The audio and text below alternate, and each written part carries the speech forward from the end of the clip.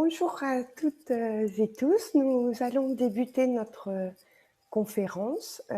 Tout d'abord, nous vous remercions d'être aussi nombreux aujourd'hui à assister à notre conférence sur comment bien organiser ma qualité de vie en télétravail. Les services de santé au travail dans cette période sont particulièrement mobilisés auprès des entreprises et des salariés pour vous accompagner dans cette période très particulière. Le suivi de la santé des salariés est assuré, y compris au travers de téléconsultations, dans des conditions qui peuvent être certes modifiées par l'ordonnance du 2 avril et qui permettent de reporter certaines visites médicales, mais elles sont assurées, comme je vous le disais, aussi grâce à des téléconsultations pour répondre aux problématiques très spécifiques de cette période de crise sanitaire. Les médecins du travail, infirmiers en santé au travail, intervenant en prévention des risques professionnels, psychologues du travail et assistants sociaux de votre service de santé, sont présents pour vous accompagner et vous conseiller, y compris au travers de permanences téléphoniques. Nous répondons à vos questions et vous mettons à disposition des guides et des fiches pratiques pouvant vous aider. Nous vous accompagnons aussi pour les mesures de prévention à mettre en place, des mesures de prévention qui soient adaptées à votre activité. Donc, n'hésitez pas à nous solliciter. Nous avons souhaité organiser cette conférence pour vous informer, pour vous aider à organiser au mieux votre activité et prendre en compte les risques liés à cette période. C'est pourquoi 9 services de santé au travail ont décidé d'organiser collectivement ce webinaire pour vous permettre de ne pas rester isolé face aux questions que vous vous posez. Nos intervenants aujourd'hui sont Mathieu Bouchard, qui est ergonome au sein du service Horizon Santé Travail, Sarah Collot, ergonome aussi au sein d'Efficience Santé au Travail, et Bruno Perdieu, responsable prévention et communication au sein du CMPC. Notre équipe est complétée par 5 collaborateurs de différents services, le SIST VO, Efficience Santé au Travail et Horizon Santé Travail, qui vont répondre en ligne à vos questions. Vous avez la possibilité de poser vos questions en ligne. Afin de fluidifier un peu les questions, je vais vous expliquer quelques règles. Donc, pour poser vos questions en ligne, vous pouvez appuyer sur Q et R. Une petite fenêtre va s'ouvrir. Vous tapez votre question dans la zone dédiée. Vous cliquez sur Envoyer et la question nous arrive. Cette question est accessible à tous les participants du webinaire. Et les 5 collaborateurs en ligne vont répondre à vos questions. Les réponses à vos questions apparaîtront dans Mes questions. Vous avez aussi la possibilité, si une question, vous souhaitez poser la même ou la réponse à une question vous intéresse, vous pouvez cliquer sur le petit pouce qui nous fait connaître un peu voilà, le nombre de personnes intéressées par cette réponse et fait passer du coup la réponse à la question en priorité. Je vais maintenant laisser la parole à nos intervenants qui vont dérouler ce webinaire. Bonjour à tous, Sarah Collot. Donc, merci Céline pour cette introduction. Donc, du coup, le déroulement du webinaire, donc on va voir 3 points. Comment améliorer l'installation de son poste de travail, comment bien s'organiser et comment bien vivre son télétravail.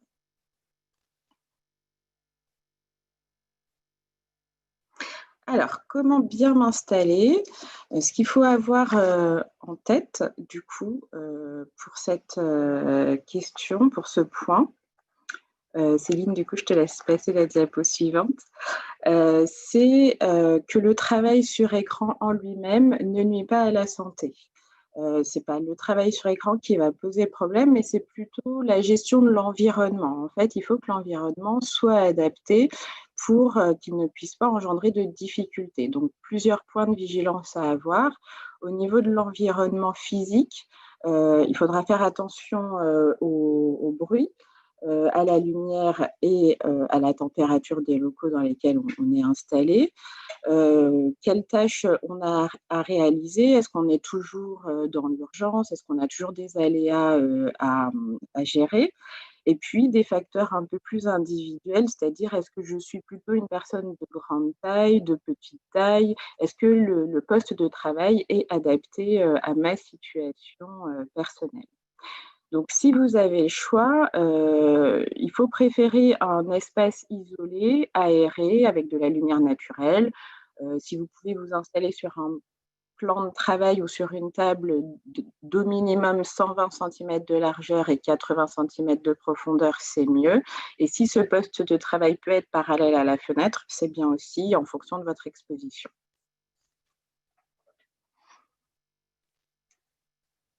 Alors pour, rendre, cette conférence un peu interactive, on vous propose, un petit sondage. Heu, Par quoi on va commencer, pour régler, l'installation de son poste de travail? On commence par quoi? Est-ce que c'est plutôt l'écran? Est-ce que c'est plutôt le siège, les accessoires, périphériques ou complètement autre chose? On vous laisse quelques secondes pour pouvoir y répondre.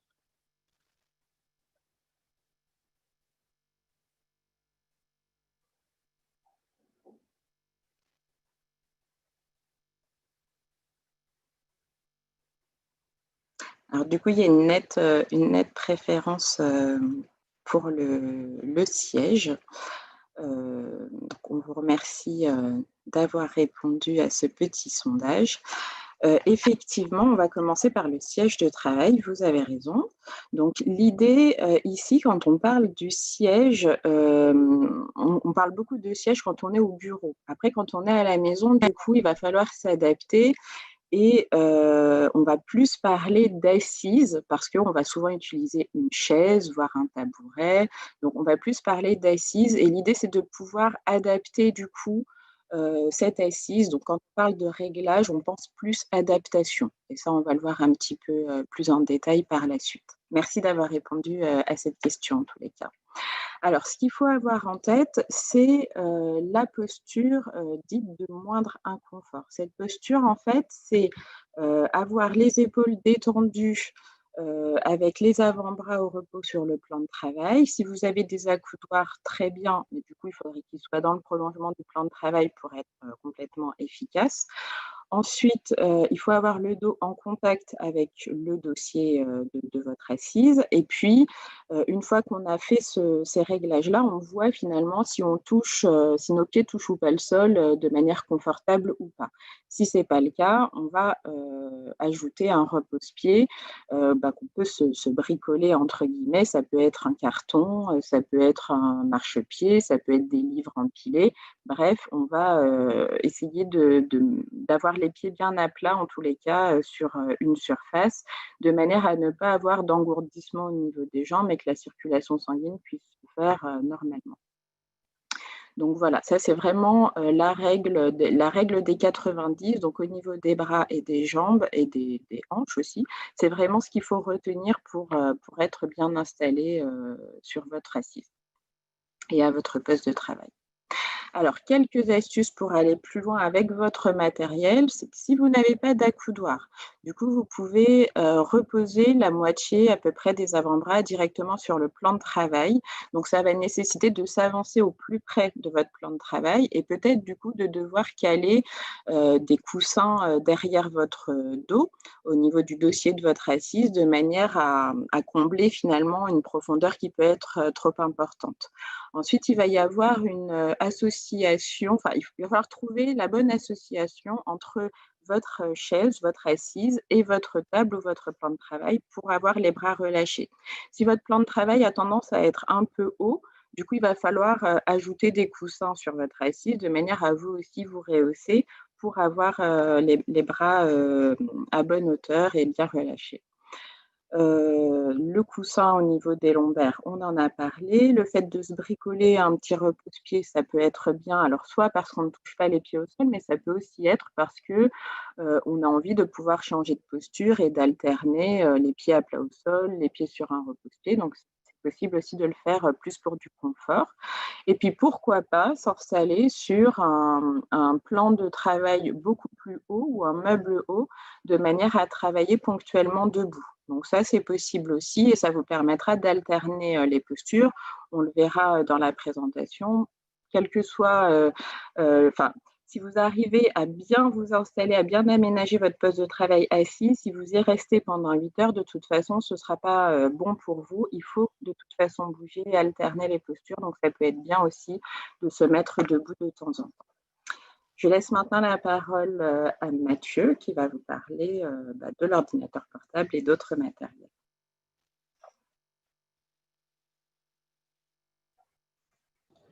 Je remets le micro, excusez-moi. Là, effectivement, on va venir parler de l'ordinateur portable. C'est toujours en lien avec la position de travail, puisque aujourd'hui, peut-être que l'ordinateur portable est votre outil de travail principal.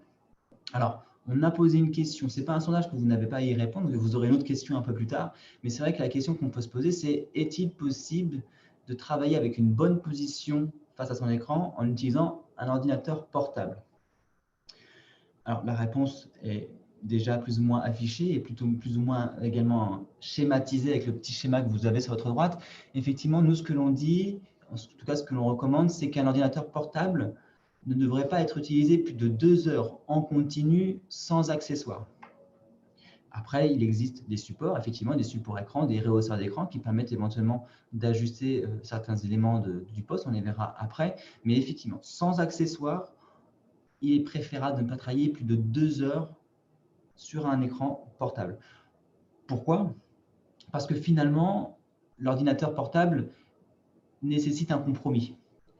Il y a un moment donné, il faut choisir entre placer le clavier proche de soi ou éloigner l'écran pour que ce soit confortable. Alors, c'est les deux cas de figure qui existent. Qu'est-ce qui se passe si on rapproche le clavier? Si on rapproche le clavier, finalement, on va être bien pour saisir parce que les bras vont rester à 90, comme a pu le dire Sarah tout à l'heure avec le schéma précédent. Par contre, ça veut dire que l'écran que vous utiliserez sera proche de vous.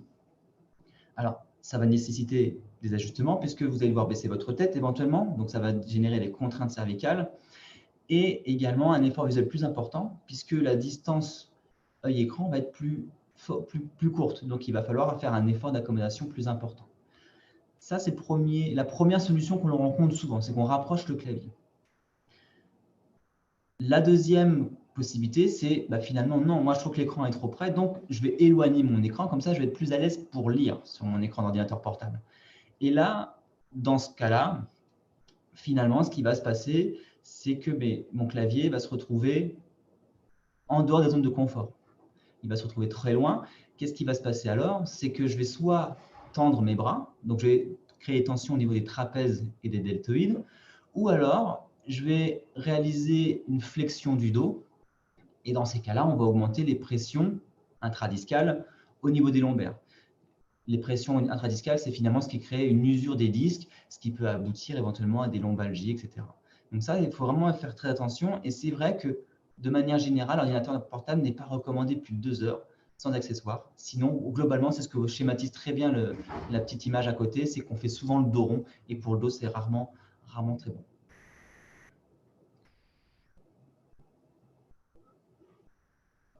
Pour pallier un petit peu à ça, parce qu'effectivement, vous avez peut-être un ordinateur portable aujourd'hui, parce qu'on est conscient que le télétravail s'est mis en place de manière urgente, donc on n'a pas forcément autre chose qu'un ordinateur portable sur soi, avec soi. Donc c'est vrai que nous, autant que possible, on vous recommande d'utiliser un clavier déporté. Un clavier déporté, c'est celui qui va se brancher avec une prise USB. Vous aurez donc un clavier spécifique pour réaliser vos tâches de saisie. C'est vrai que ça, c'est quelque chose que l'on recommande, qui est préférable, parce que dans ce cas de figure-là, vous pourrez placer votre clavier face à vous, c'est déjà très important pour éviter les torsions. Vous allez également le passer face à votre écran d'ordinateur. Donc, comme ça, tout sera aligné. Et ça, c'est important. Avoir tous les aimants face à soi, c'est vraiment important pour garder une posture dos collé contre le siège et dos droit. Ça, c'est vraiment important. Vraiment, le dos droit, c'est très important. Le clavier, lui, il va falloir le positionner environ à 10-15 cm du bord du bureau. Ce sont les recommandations habituelles. Et ça, c'est vrai si on a des accoudoirs. Si vous avez des accoudoirs sur votre siège, vous allez donc le placer à 10-15 cm du bord du bureau, ce qui vous permettra de reposer une partie de vos avant-bras sur l'accoudoir et l'autre partie de l'avant-bras sur le plan de travail. Donc ça, c'est quand on a des accoudoirs. Si jamais vous n'avez pas d'accoudoir, ce qui est possible, effectivement, et bien dans ces cas-là, ce qu'on va vous demander, c'est de repousser un peu le clavier pour que vous puissiez reposer environ la moitié de l'avant-bras sur le plan de travail. Dans ce cas de figure-là, ce qu'il faut surtout comprendre par rapport au clavier, au positionnement du clavier, c'est l'importance des appuis. Ce qu'on veut, c'est que vous reposiez vos avant-bras sur un support. Les bras, c'est environ 10-15% du poids du corps. Si vous les maintenez en suspension, c'est un effort musculaire, encore une fois au niveau du haut du dos, qui va être nécessaire. Donc c'est vraiment ça qu'il faut éviter. Il faut vraiment avoir un relâchement complet de vos avant-bras. Et pour ça, il faudra prendre appui sur le plan de travail et sur les accoudoirs si vous en disposez. Autre point, également sur les claviers, c'est qu'on va vous demander de retirer les ergots. C'est un petit peu les schémas qui sont en bas à droite. Pourquoi on demande de retirer les ergots? Les ergots, c'est ce qui permet d'incliner le clavier, de le pencher. Et beaucoup de gens le font.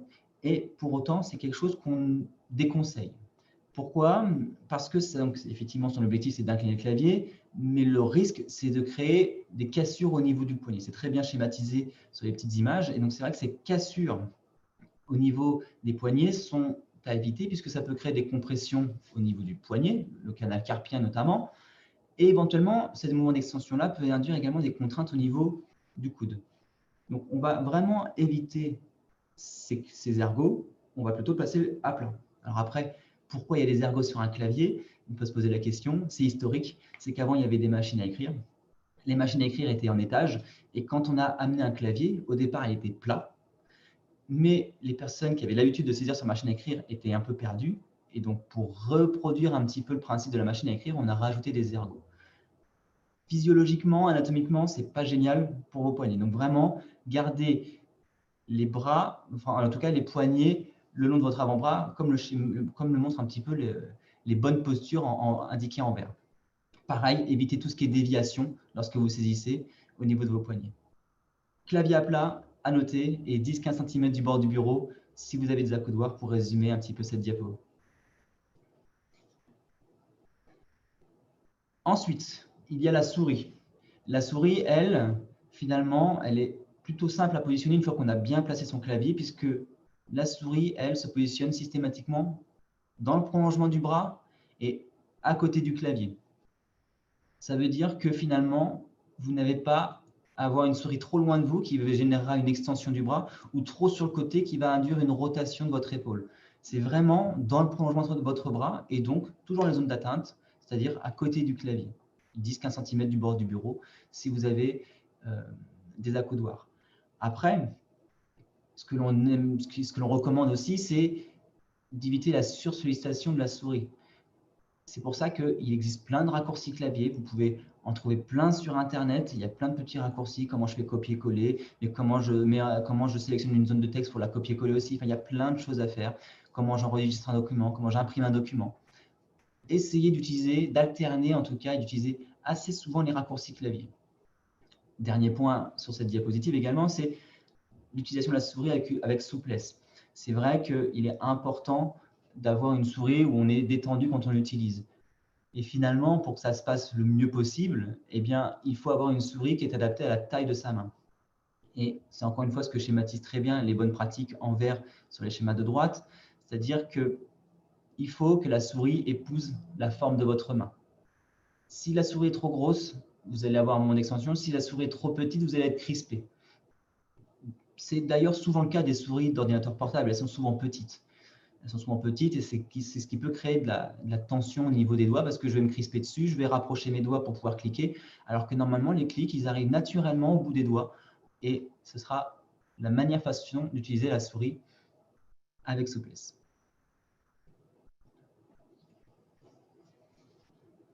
Merci. On va également maintenant vous poser une autre question sur le positionnement de l'écran. Alors, je vous lis la question si vous ne l'avez pas. Comment placer son écran? Alors, est-ce qu'on positionne le haut de l'écran au niveau des yeux? Est-ce que c'est finalement le milieu de l'écran qui se met au niveau des yeux? Est-ce qu'on met l'écran le plus bas possible? Ou est-ce que l'on met l'écran en fonction de la vue de l'utilisateur?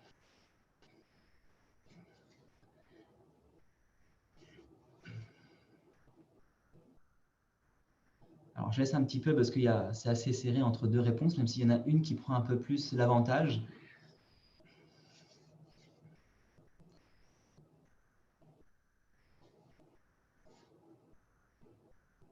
Alors, effectivement, là, ça semble, le pourcentage semble se stabiliser.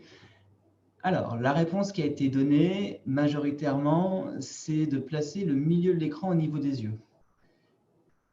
Eh bien, finalement, la bonne réponse, elle est multiple. Il y a deux réponses. Mais en tout cas, la première réponse, c'est de placer le haut de l'écran au niveau de la ligne horizontale des yeux. Alors, pour ceux qui auraient répondu la réponse B, je comprends cette réponse-là parce que c'est ce que l'on rencontre très majoritairement. Quand on va sur le terrain, souvent, c'est cette situation-là que l'on rencontre. Il y a cette idée-là de se dire, je vais mettre le milieu de l'écran au niveau de mes yeux, comme ça, je vais pouvoir balayer haut en bas facilement. C'est une idée reçue, finalement, parce que, encore une fois, la règle, c'est de placer le haut de l'écran au niveau de la ligne horizontale des yeux. Alors, pourquoi ? Pourquoi ? D'une part, c'est pour éviter les mouvements d'extension du cou. Si vous mettez le milieu de l'écran au niveau de vos yeux, le risque est que lorsque vous vouliez prendre des informations sur la partie haute de votre écran, vous leviez la tête. Lever la tête, on n'a pas le droit, entre guillemets. C'est-à-dire que dès que je vais à moins 1 degré, dès que je lève le menton, il y a des tensions fortes qui se mettent en place au niveau des cervicales. Et donc, pareil, si vous faites ça 1 heure, ça va. Une journée, ça commence à tirer. 1 an, 2 ans, 5 ans, 10 ans, 20 ans. Là, ça peut être très, très problématique pour votre cervicale. Donc, le haut de l'écran au niveau des yeux, parce que finalement, lui, votre regard va naturellement arriver au milieu de votre écran, puisqu'il est plongeant environ à 20-30 degrés. Donc, quand vous mettez le haut de l'écran au niveau de vos yeux, votre regard, lui, arrive au niveau du milieu de l'écran. Vous n'aurez donc plus qu'à faire un balayage visuel haut-bas pour regarder l'ensemble de votre écran, donc sans avoir à bouger vos cervicales. Je veux bien éventuellement que tu mettes les 2 prochaines animations, parce que c'est une diapositive avec animation. Donc voilà, au moins celle-ci, voilà les 2. Donc c'est le petit schéma que vous avez. Donc on va faire ça, comme ça vous pourrez balayer au bas sans avoir à bouger la tête. Ça ne veut pas dire qu'il ne faut pas bouger la tête, bien évidemment, bien au contraire surtout. Mais en tout cas, vos cervicales resteront dans les zones de confort. Donc ça, c'est vraiment très important. Donc si vous avez placé votre écran au milieu, enfin votre regard au milieu de votre écran, pensez à le baisser parce que c'est vraiment quelque chose qui peut être problématique pour vos cervicales. Alors, on a montré 2 petits schémas, je vais vous les expliquer rapidement, en tout cas plutôt celui de droite.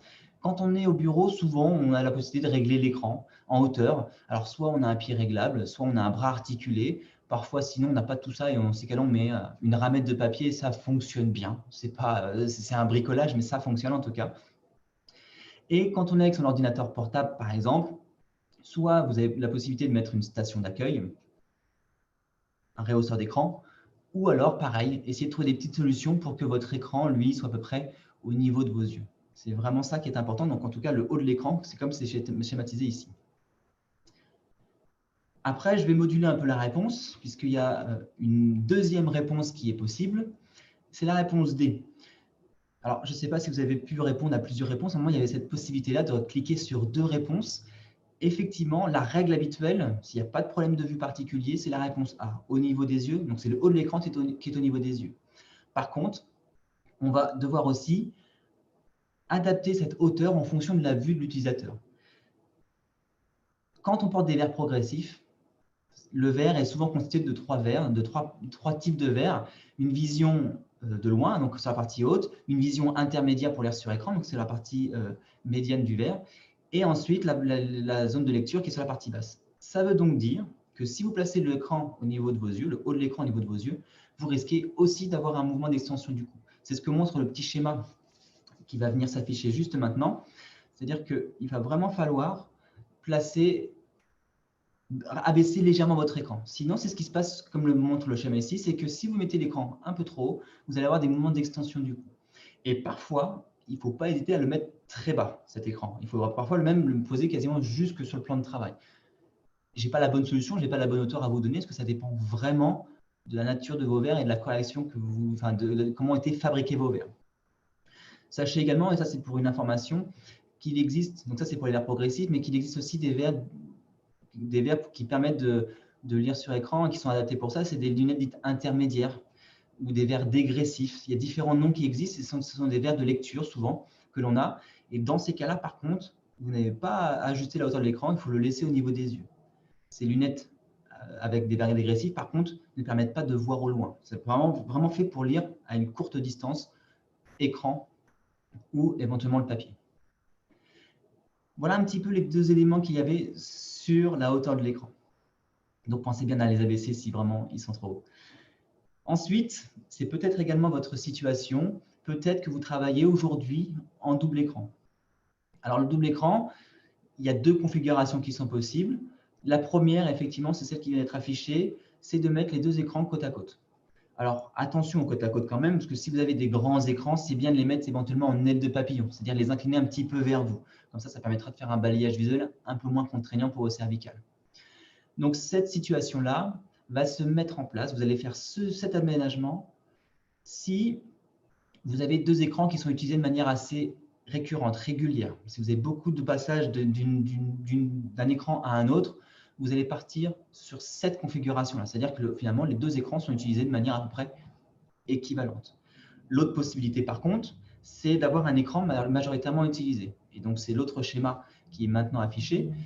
C'est-à-dire que si vous avez un écran principal, c'est votre outil principal et éventuellement le deuxième écran sert à consulter vos mails ponctuellement ou à faire des tâches annexes ponctuelles, vous allez mettre votre écran principal face à vous. L'idée, finalement, c'est de placer un maximum d'informations dans votre champ visuel de confort. D'accord? Donc, situation 1 ou situation 2, finalement, ça va dépendre de votre organisation et de votre utilisation des écrans. Donc, vraiment à ajuster en fonction de votre utilisation. Et si jamais il y a un troisième écran, vous les mettez en arc de cercle. Mais ça, ce n'est pas quelque chose qui est proposé là, mais c'est au cas où, si vous avez trois écrans, ce sera en arc de cercle.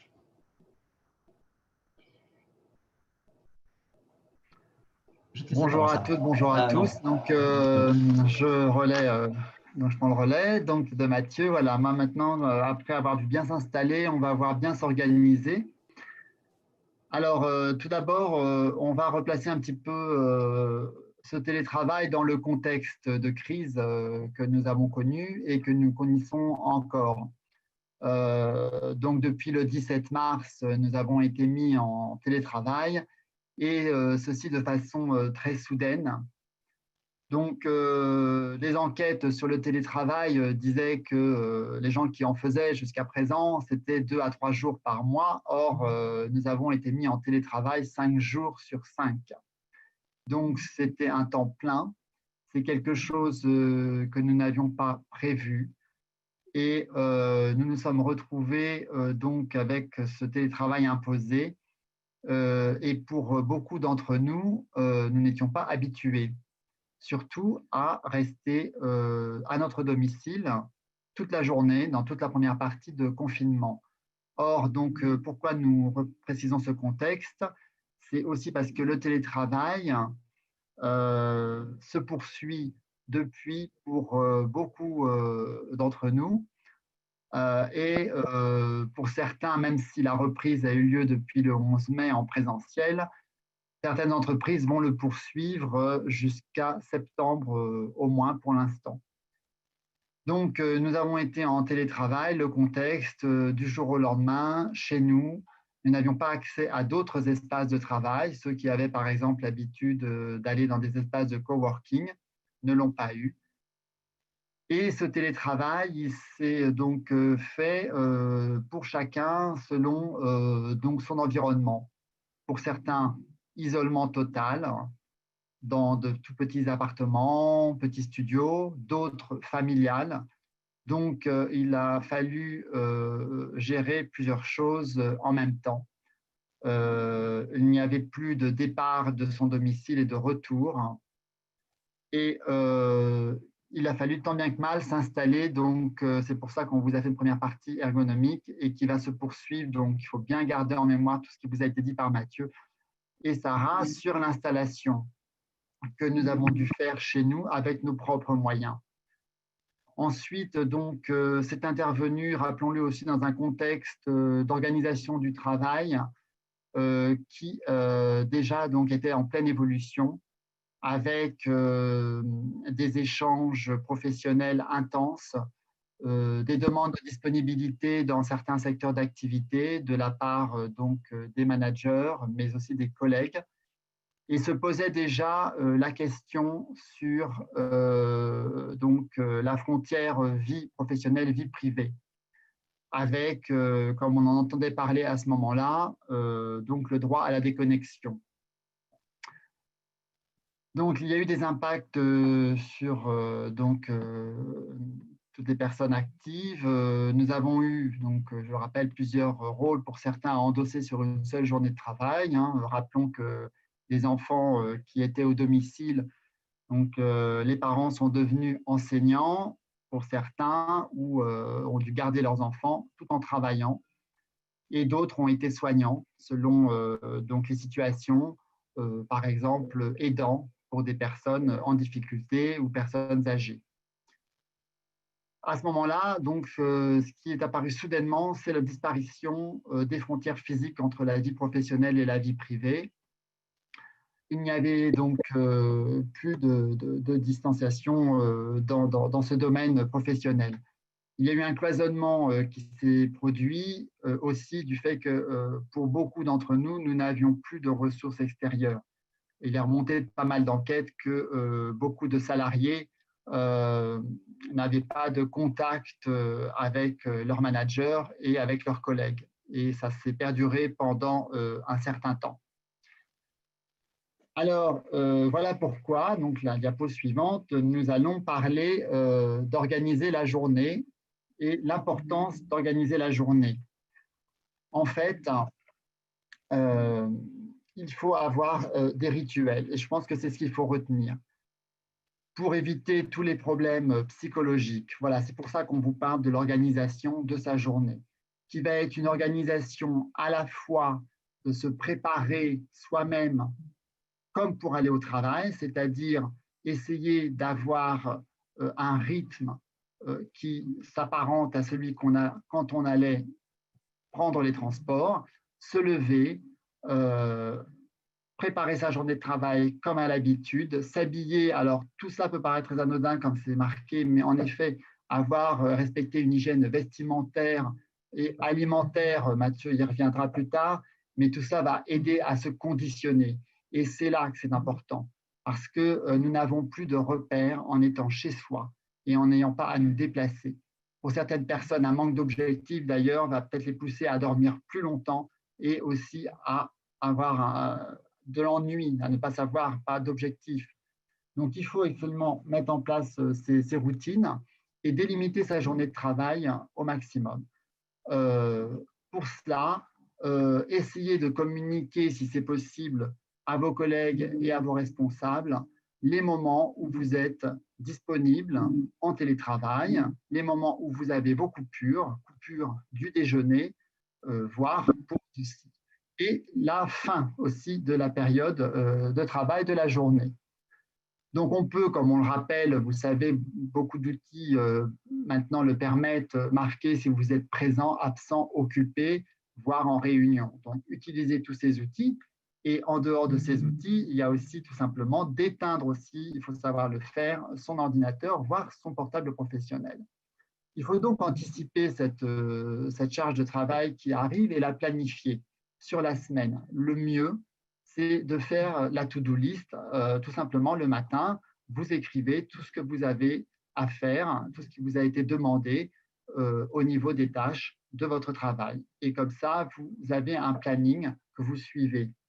Aussi, pour conserver vos horaires de travail habituels, moi, je vous conseillerais d'avoir toujours près de vous un réveil pour bien respecter les horaires, tout simplement parce que vous voyez que ça fait 2 heures que vous êtes en train de travailler sur votre écran, il faut faire une pause. Donc, n'hésitez pas à avoir ce réveil près de vous, voir que, oh là là, mon Dieu, il est midi, par exemple, et j'ai travaillé sans arrêt, je n'ai pas fait de pause. Voilà, c'est un exemple. Et je dois aussi manger, déjeuner. Voilà. Donc, tous ces moments sont importants vraiment à mettre en place, ainsi que le moment final de la journée. Voilà, si vous avez des horaires habituels, le télétravail, normalement, est défini par des horaires. Donc, il faut essayer de les respecter. S'accorder la pause déjeuner, voilà, comme c'est marqué. Et alors, effectivement, bouger, on ne le dira jamais assez, étirez-vous, levez-vous, ouvrez la fenêtre, aérez-vous, regardez au loin. Les pauses visuelles sont aussi importantes. Et lorsque la journée de travail est terminée, voilà, comme c'est marqué, éteignez votre ordinateur et téléphone professionnel. Voilà, je reviendrai pour vous donner plus de renseignements après Sarah sur le sommeil. Alors, effectivement, organiser sa journée, c'est important, mais pendant cette journée, vous serez aussi amené à communiquer. Donc, l'idée, c'est vraiment de maintenir le lien entre soi et les collègues, que ce soit le lien professionnel, mais aussi le lien social. Ce qu'il faut avoir en tête, en fait, c'est que quand on est à distance, du coup, on ne perçoit plus les choses de la même façon. En fait, on n'a plus le feedback qu'on a habituellement quand on parle à ses collègues, on n'a plus la gestuelle, les petites mimiques, l'intonation de la voix, on n'a plus toutes ces informations-là. Du coup, nécessairement, on doit plus s'exprimer, communiquer, parler pour mieux se comprendre, en fait. Donc, il ne faut surtout pas hésiter à communiquer plus de manière directe, en fait, sur sa compréhension d'une information, etc. Dans le même esprit, il va falloir communiquer avec son manager, avec sa hiérarchie de manière régulière, mais aussi de manière transparente sur une éventuelle surcharge de travail ou au contraire une sous-charge de travail. Ne pas hésiter à faire part de son ressenti en fait à son responsable de manière à définir les priorités avec lui, les objectifs de travail. Ensemble, en fait, il faut vraiment discuter pour qu'il n'y ait pas de difficultés, en fait, pour l'un ou pour l'autre, mais que les choses soient vraiment claires et transparentes. Donc, surtout, n'hésitez pas à communiquer plus régulièrement et peut-être de manière plus directe, enfin voilà, ne pas hésiter à communiquer avec les collègues et sa hiérarchie. Ensuite, on a parlé de la sphère privée, on l'a évoqué avec Bruno tout à l'heure, on revient dessus de manière un peu plus précise, donc on rentre dans cette partie bien vivre, donc on va parler effectivement de la sphère privée et puis on parlera aussi du sommeil, de l'alimentation et du sport par la suite. Alors, au niveau de l'équilibre vie professionnelle personnelle, en fait, c'est vrai qu'on en parle beaucoup de cet équilibre et on en parle un peu comme une vision comptable. En fait, un peu comme si on pouvait faire moitié-moitié ou comme si on pouvait jongler entre les deux de manière aisée.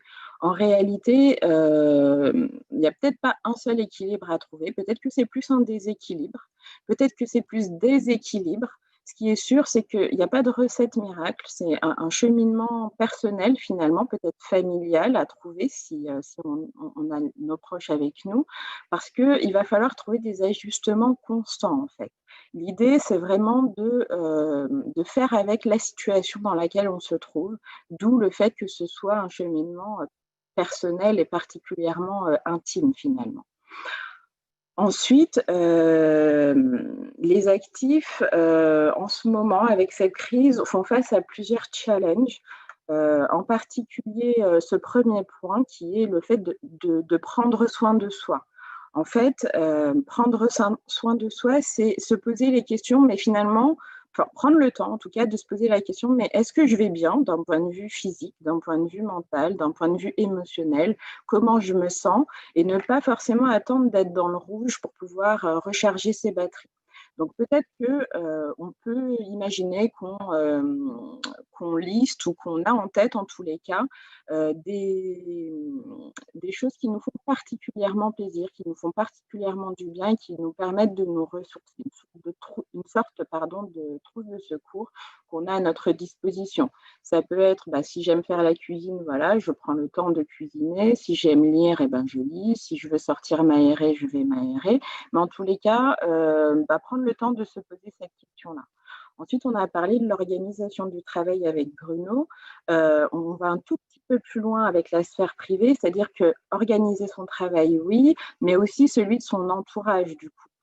Si on a des enfants dont il faut s'occuper ou si on a un proche pour lequel il faut être particulièrement présent, et ben, ça peut être aussi de se co-construire en fait un planning familial qui sera lisible et visible pour tous et de manière à tout simplement planifier aussi les tâches qu'on a à faire durant notre journée, puisqu'il n'y aura pas que le travail du coup, donc il faut pouvoir accorder l'ensemble.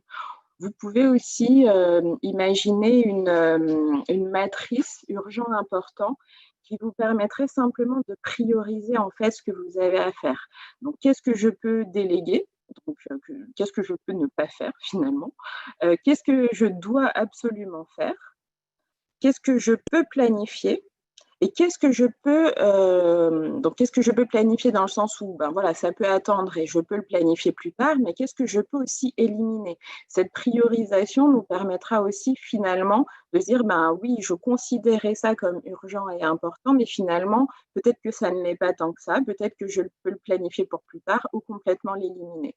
Et puis, vous pouvez aussi essayer d'identifier des moments propices, c'est-à-dire les moments où finalement vous serez peut-être dans un espace-temps plus calme et que vous pourrez du coup réaliser des tâches peut-être plus sollicitantes, peut-être qui vont vous demander plus de concentration dans ces moments-là propices. Ça peut être le moment de la sieste, par exemple, d'un enfant. Ça peut être un moment peut-être plus le matin. Si vous êtes plus du matin, prendre le temps d'avoir ce moment calme le matin. Si vous êtes plus du soir, peut-être un peu plus le soir, en essayant bien entendu, comme on a dit, de garder le rythme de la journée de travail. Mais c'est vrai que c'est pas forcément évident tout le temps de pouvoir garder le rythme habituel et du coup respecter son biorhythme, ça peut aussi nous permettre d'avoir des activités plus intenses à certains moments. Et puis faire de vraies pauses, dans le sens où, en fait, faire les devoirs du dernier, c'est pas forcément une pause. Étendre sa lessive qu'on vient de faire tourner, ce n'est pas une pause non plus. Et cuisiner, si on n'aime pas ça, non, ce ne sera pas une pause. Donc s'accorder vraiment de vraies pauses avec peut-être, ce que vous aurez identifié comme vos petits moments à vous de plaisir avec vos activités plaisir, les faire à ces moments-là et du coup, tout simplement prendre soin de vous. Je repasse la parole du coup à Bruno qui va vous parler du sommeil. Merci Sarah. Voilà, donc moi je vais essayer de vous parler rapidement du sommeil, car beaucoup d'enquêtes ont révélé aussi qu'en cette période de télétravail forcé, bon nombre d'entre nous ont eu des problèmes de sommeil. Tout d'abord, je vais juste rapidement vous parler de l'importance de la lumière. Pourquoi? Parce que c'est vraiment la lumière cette alternance du jour et de la nuit, va réguler notre rythme biologique. Et tout par-delà. Voilà, nous avons une horloge biologique interne qui est rythmée depuis des millions d'années. Donc, rapidement, ce que je vous donnerai comme explication simple, c'est que à l'ère de nos parents ou grands-parents agricoles, ils vivaient vraiment avec la lumière du jour. Ils se levaient avec la lumière du jour, ils travaillaient dans les champs, la nuit arrivait, ils soufflaient la bougie, ils dormaient, ils étaient fatigués. Ensuite, à l'ère industrielle, nous avons eu l'électricité, et là, nous avons eu des rythmes d'horaire qui ont été imposés avec des 3-8, des possibilités de travailler la nuit. Puis, à notre époque, nous avons le travail au rythme d'horaire décalé. Alors, nous avons tous les outils de connexion, et ces outils de connexion, donc multiples, vont nous permettre d'être tout le temps au travail si on nous le demande. Voilà, jour et nuit, si on ne se déconnecte pas. Donc, la diapo suivante, pour vous expliquer d'être vigilant. Voilà. Alors là, je voulais juste vous faire part, pour ceux qui le savent ou pas, que nous avons des cycles. Ces cycles durent 90 minutes, ça c'est pour tout le monde. Par contre, nous sommes tous différents au niveau du sommeil et nous avons, selon les personnes, besoin de 3 à 5 cycles de 90 minutes. Voilà, donc ce qui représente, comme c'est marqué à l'écran, 6 à 7h30 de sommeil, voire plus pour certaines personnes. Je ne rentre pas, puisque je n'ai pas le temps, dans le détail des cycles de sommeil. Donc, pour simplement calculer ce dont vous avez besoin, sachez que vous pouvez aller chercher des agendas du sommeil sur Internet et en période de repos, vous remplissez ces agendas, vous saurez de combien de cycles de sommeil vous avez besoin vous-même. Le rythme circadien de 24 heures, donc là, je voudrais vraiment vous expliquer le petit schéma et je voudrais que vous reteniez ce schéma jaune avec cette courbe. C'est-à-dire qu'en fait, sur 24 heures, nous avons ce qu'on appelle un rythme circadien de la vigilance et de la température. Notre corps est soumis à ce rythme. Donc, vers 23 heures, nous avons une baisse de température et de vigilance, ce qui nous permet de dormir. Et donc, l'hormone du sommeil que vous connaissez tous, je suppose, la mélatonine, arrive pour faire son effet. Et ensuite, vous voyez que ça remonte le matin, puisque la température remonte, et que là, nous allons être en forme pour travailler. Et nous avons de nouveau une petite baisse vers 14h, 15h de cette fameuse température qui va baisser, ainsi que la vigilance. C'est pour ça que nous avons, en temps habituel, tendance à nous assoupir et à vouloir dormir vers 14h, 15h, et ce n'est pas du tout parce que nous sommes en pleine digestion.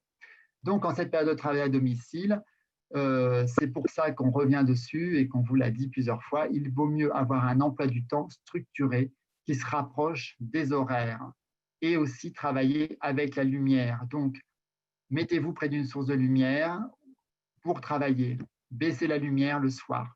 Sur la diapo suivante, nous allons voir que donc plusieurs chercheurs ont proposé une journée type.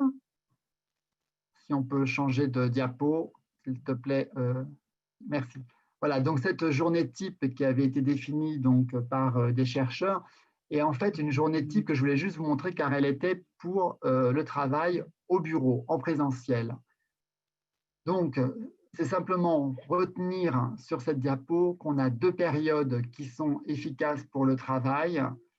C'est 9h midi et 15h, 17h, avec à 18h pour les créas aussi un moment important. Et comme en télétravail, nous n'allons pas avoir les transports, parce qu'on le voit 8h, 9h sur la journée type quand on se déplace, il y avait les transports. Or, comme nous n'allons pas les avoir, en télétravail, qu'est-ce qui se passe? L'incidence psychologique, elle est importante à ce niveau-là, car nous n'avons plus les premiers contacts sociaux et la stimulation du cortex cérébral. C'est surtout ça qui se passait. Quand on prenait les transports, nous étions soumis au bruit extérieur, aux premiers échanges avec les collègues arrivés au travail.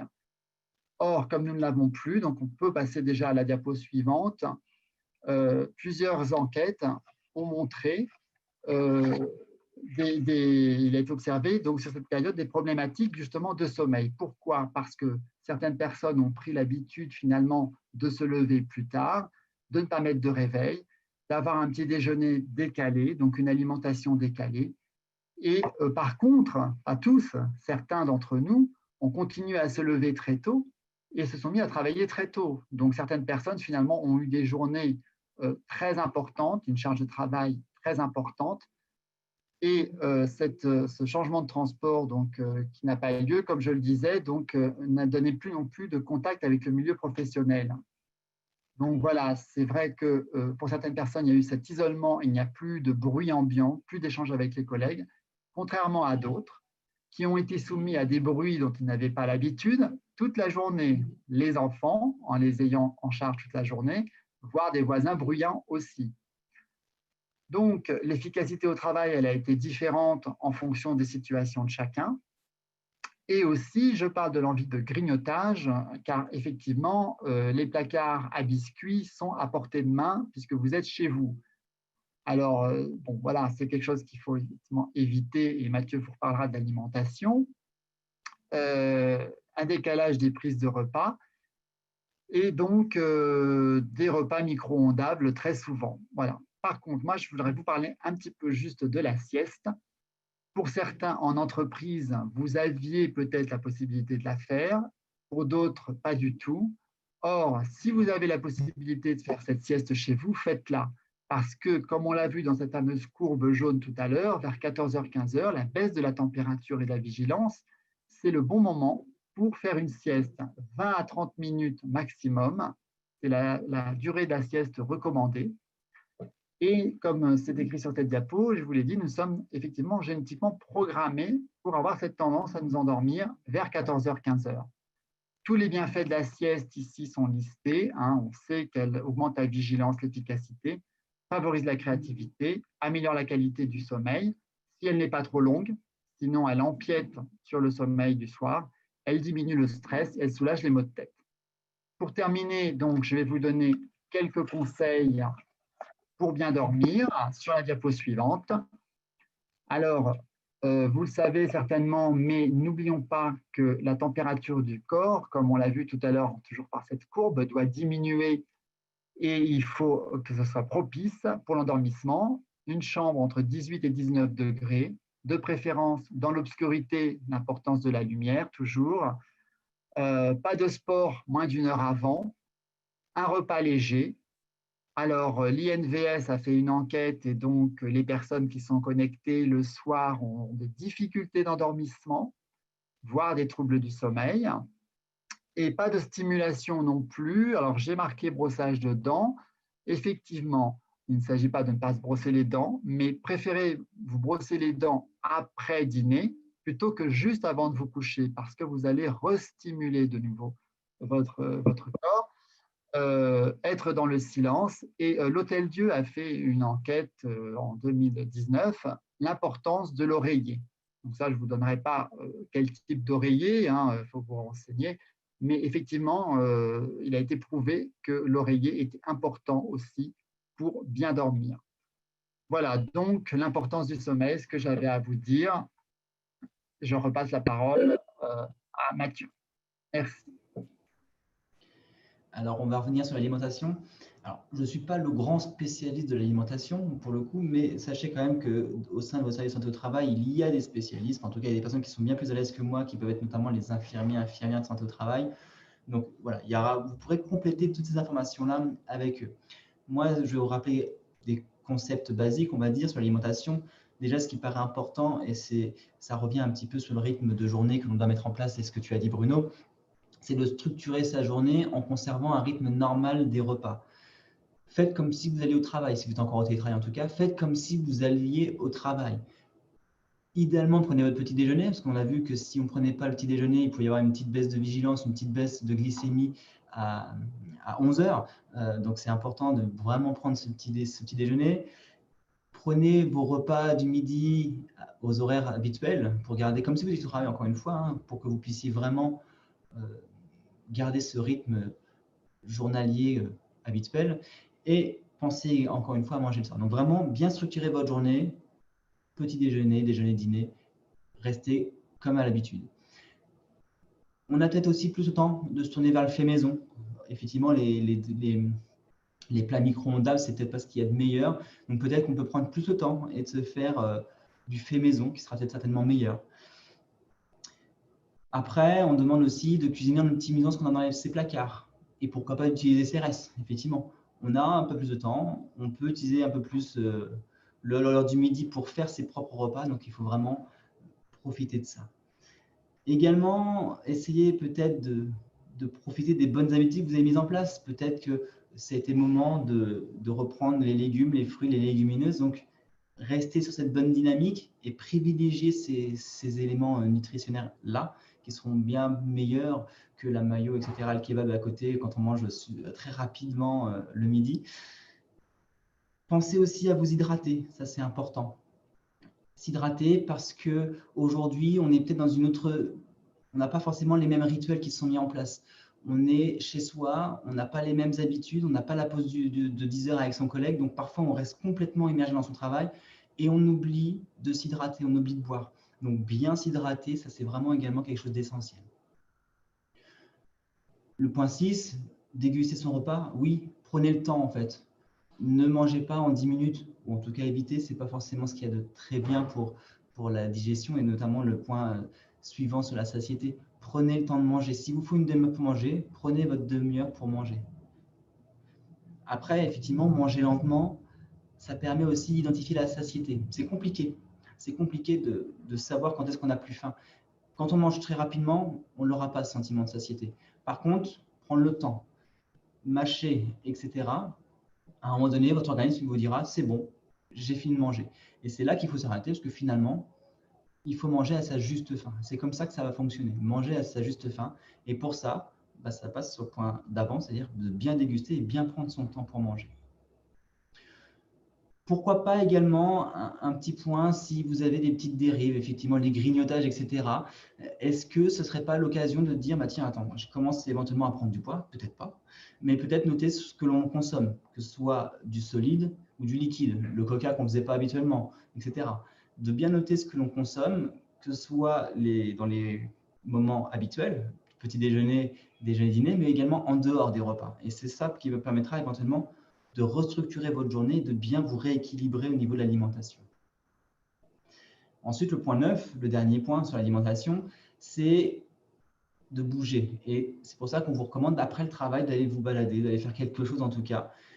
Pourquoi on vous dit ça? C'est qu'effectivement, en télétravail, on est peut-être beaucoup plus sédentaire. Sédentaire uniquement par le fait, par exemple, que vous ne prenez plus vos transports en commun pour aller au travail. Donc, vous déplaciez à pied avant. Là, vous ne le faites plus, vous ne bougez plus. Donc, c'est vrai que, idéalement, c'est important de pouvoir bouger, se déplacer, se balader, prendre l'air, etc. Ça revient, ce dernier point, un petit peu aux diapos suivantes, et ça va être la fin de la présentation. Après, je laisserai la parole à Céline. Mais effectivement, sur la notion d'activité physique ou de sport. Donc, je vous propose de voir cette diapo. Parce que aujourd'hui, l'activité physique, on en fait peut-être un peu moins. Parce que on n'a pas les mêmes habitudes de travail. Alors, on parle d'activité physique parce que c'est pour lutter contre la sédentarité, mais ce qui est surtout aussi important, c'est de prendre du temps pour soi. Donc, l'activité physique, c'est très bien. Maintenant, si vous n'aimez pas le sport, etc., il y a la lecture, il y a la cuisine, il y a la musique, il y a plein d'activités que vous pouvez encore faire aujourd'hui. On fait un focus aujourd'hui sur l'activité physique parce que, encore une fois, on est sédentaire, encore plus parce qu'on est en télétravail à temps complet, on bouge peut-être encore moins de sa chaise qu'habituellement au bureau. Donc, on veut faire un petit laïus là-dessus. Par contre, des petits points de vigilance. Déjà, on va éviter l'activité physique si on est fiévreux. On ne va pas faire de sport si on a éventuellement, potentiellement, des symptômes de Covid-19. On va s'entretenir, mais éventuellement, sans excès. N'allez pas forcément courir tous les jours si ce n'était pas votre habitude. Ou alors, en tout cas, faites-le avec mesure. Et puis, adaptez votre activité aussi à vos habitudes sportives. Si vous ne faisiez pas de sport avant et que c'était l'occasion pour vous de faire du sport, très bien, continuez. Mais faites-le tranquillement, commencez progressivement, parce que sinon, vous risquez d'avoir des bonnes douleurs, etc. Donc, adaptez vraiment votre activité à vos habitudes sportives. Vous ne serez pas champion de course à pied si vous venez de commencer il y a 2 mois. Mais c'est très bien et faites-le avec mesure. Des bonnes pratiques, si j'en ai à dire qu'il y a 2, éventuellement, c'est en tout cas journalier, ce serait bien de faire entre 30 et 45 minutes d'activité physique par jour. Maintenant, et c'est ce qu'on précise, c'est que l'activité physique, elle est partout. C'est promener son chien, on va aller marcher, on va aller faire du bricolage, ça va être une activité physique. Vous avez un potager, vous pouvez aller éventuellement l'entretenir. Ça fait partie des activités physiques et elle est effectivement partout. Vous allez pouvoir également retravailler un petit peu sur tout ce qui est renforcement musculaire, la souplesse, l'équilibre. Un exercice de kiné, quand j'avais moi des soucis à une cheville, c'était, par exemple, on se brosse les dents sur une jambe. C'est pas si évident que ça avec le brossage de dents, mais c'est intéressant parce que ça permet de retravailler l'équilibre. Donc, ça peut être une solution. Vraiment, pensez à ça, à l'activité physique. Mais vraiment, elle est partout. Elle est partout. Donc, il y a des petits diapos sur le côté, je vous laisse lire également, mais pensez à ça parce qu'aujourd'hui, on fait beaucoup moins de choses, on est beaucoup moins en mouvement. Donc, c'est important de garder un bon rythme de vie, un bon équilibre de vie. Ensuite, et ça, éventuellement, c'est pour vous donner quelques éléments de motivation s'il y a besoin, parce que tout le monde n'aime pas faire du sport, tout le monde n'a pas envie de faire du sport. Et il y a différentes applications. Alors, on n'en a pas mis, il y en a plein. Vous aurez pu en trouver d'autres en cherchant vous-même. Mais voilà, il y a des choses qui sont là pour se dépenser, Fizz Up, pourquoi pas se détendre, le yoga, pourquoi pas avec la famille, là c'est un site internet. Mais il y a des choses un peu partout que vous pouvez trouver et ça peut vous donner des objectifs, de la motivation. Donc, il ne faut vraiment pas hésiter à les télécharger si ça peut vous aider.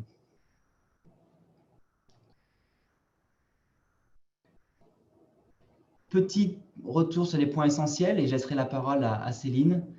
Premier point important, c'est respecter la règle des 90. Est-ce que je suis bien assis sur mon siège de travail, quel qu'il soit? Est-ce que je suis bien à 90 au niveau de mes bras, de mon dos et des jambes? S'il faut, ajuster, améliorer avec l'existant. Une boîte à chaussures pour un repose-pied, des documents papier pour rehausser votre écran. Ça, c'est important. Aussi, ritualiser vos journées de travail. comme si vous étiez au travail. Faites votre pause à 10 heures si vous faisiez une pause à 10 heures. Gardez le contact également avec votre manager, mais avec vos collègues aussi. C'est aussi le moment de positiver ce mode de fonctionnement parce qu'on s'est rendu compte qu'il y a des contraintes à un télétravail comme celui-ci, mais il y a aussi des avantages. Donc, essayez de le positiver. Continuez les mesures barrières, la distanciation physique, parce que effectivement, la crise sanitaire est encore d'actualité, la maladie est encore ici, donc il faut toujours faire attention. Et surtout, les 3 derniers points qui me paraissent essentiels, c'est prenez du temps pour vous, prenez soin de vous et bougez. À toi, Céline. Je remets la caméra. Donc pour conclure, j'espère que vous m'entendez mieux que tout à l'heure parce qu'a priori, j'ai eu quelques petits soucis de son.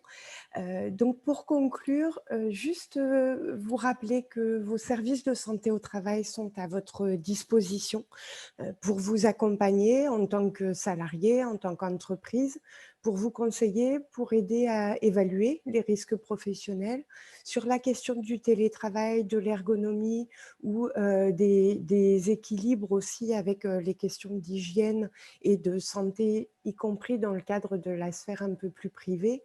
Nous produisons différents supports, des plaquettes, des dépliants, des informations et vous pouvez bien évidemment échanger avec nos professionnels, qu'ils soient professionnels de santé comme les médecins du travail ou les infirmiers en santé au travail ou nos psychologues aussi du travail ou assistants sociaux dans certains cas. On a eu beaucoup de questions sur des personnes vulnérables, en situation de vulnérabilité dans la période. Donc, je vais me permettre de faire un petit aparté sur la situation. Donc, soit vous ou vos salariés sont en situation de vulnérabilité et bénéficient d'un certificat d'isolement. Et à ce moment-là, ce certificat court jusqu'à la fin de cette possibilité-là qui est transitoire dans le cadre réglementaire et légal, soit il y a la possibilité aussi, bien évidemment, de vous rapprocher de votre médecin du travail pour qu'il puisse vous conseiller sur la situation, sur votre situation très, très spécifique. Un employeur peut aussi solliciter une visite occasionnelle auprès de son médecin du travail pour que la situation du salarié soit vraiment prise en considération dans toutes ses dimensions. Donc à la fois les conditions de travail du salarié et sa situation propre de santé. Donc, pour aller plus loin sur ces questions, vous pouvez bien évidemment contacter votre service de santé au travail. Donc, vous retrouverez tous les liens dans ce support. Vous pouvez aussi retrouver différents supports et replays de webinaires que nous avons menés, dont un webinaire hier sur le management en situation de télétravail. Et donc, n'hésitez pas à contacter votre service de santé, comme je vous l'ai précisé. Vous avez aussi dans ce support les différents liens qui ont été utiles aux intervenants pour préparer ce webinaire. J'en profite aussi pour préciser que le support sera disponible à l'issue du webinaire. On nous a demandé d'effectuer une petite correction pour rajouter le temps de sieste. Donc, cette correction sera disponible dans l'après-midi. Donc, pour la personne intéressée, je vous conseille plutôt de télécharger le support dans l'après-midi plutôt qu'à l'issue du webinaire. Donc, le support et le replay seront disponibles, le support dès maintenant sur le site de la fédération et le replay dans l'après-midi. Donc, vous voyez le site de la fédération que vous pouvez noter. Le support sera éventuellement aussi disponible via vos services de santé au travail respectifs. Voilà, donc comme nous n'avons plus de questions et qu'il est 12h05, je vous propose de laisser quelques secondes et de clore le webinaire. Je vous remercie beaucoup de votre participation. Je remercie sincèrement nos 3 conférenciers pour la qualité de leur présentation et leur disponibilité pour la préparation de ce webinaire. Et je remercie aussi toute l'équipe de nos 5 collaborateurs qui ont répondu à vos questions en ligne. Voilà, j'espère que vous avez obtenu vos réponses. Un grand merci à vous pour votre participation et n'hésitez pas, si besoin, à vous rapprocher de votre service de santé au travail et à répondre aussi au questionnaire d'évaluation qui sera disponible avec le support de ce webinaire. Merci beaucoup à tous et très bonne fin de journée. Au revoir.